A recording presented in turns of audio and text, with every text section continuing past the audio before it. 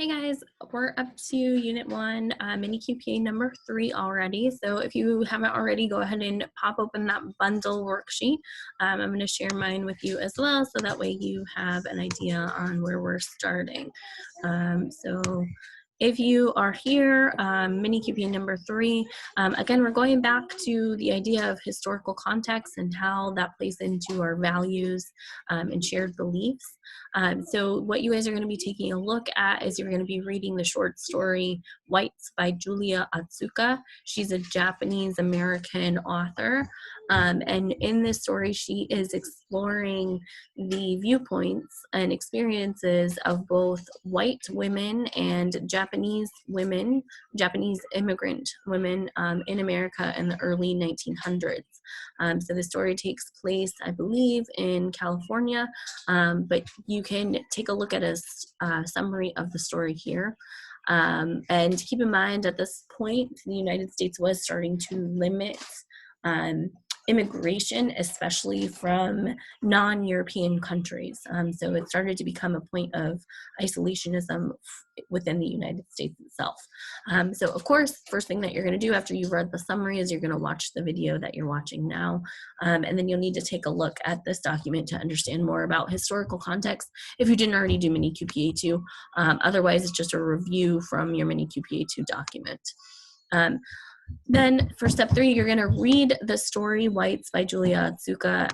It's actually in Harper's Magazine, so if you are familiar with that magazine, it's a great place for you to take a look. But the story will just pop up for you.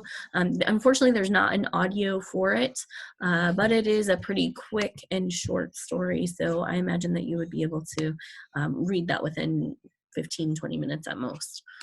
As you are reading the story, you're going to be looking for some details, and you'll be able to just take a look at, like, we want you to really think about what are the experiences of both women, both American and Japanese women, and then you're going to write a 1-page response here. So just as it outlines, it gives you the requirements, and then you're comparing and contrasting. If you're someone who needs to do a graphic organizer, then that's something that you can do on your own. Everybody knows how to do a Venn diagram, especially within category 3. And you'll just want to make sure that you're hitting these points for the actual requirement. And then you should have at least a 1-page response, not double-spaced, okay?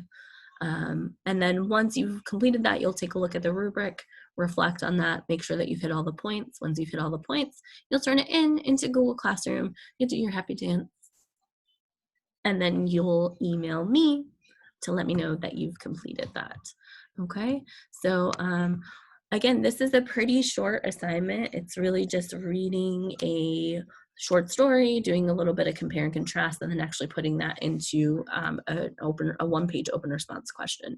So I imagine that you guys will maybe need an hour and a half tops for that assignment, and that's after doing reflection in your email and everything else. Anyhow, I'll look forward to reading your papers, and make sure you do email when you got those completed. Take care, guys.